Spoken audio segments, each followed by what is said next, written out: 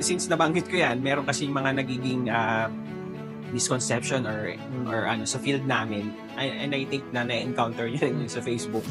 Kasi parang nagtatalo yan architect, civil engineer. So May mga memes. may mga memes yan. So for me, well, ewan ko, baka makancel ako dito. Hindi, Pero yung wife naman, architect so yung opinion valid. si wife ko architect, kaya valid to. Honestly, ang architects kasi talaga ang spearhead. And from my previous work, sa mga naging companies na pinagtrabahuan ko, spearhead talaga sila. Sila ang nag-handle ng lahat.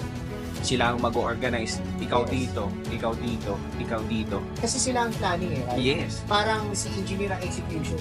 Yes. Tsaka kumbaga, in terms ng technical, si architect, sila yung nagsiset ng ng tempo.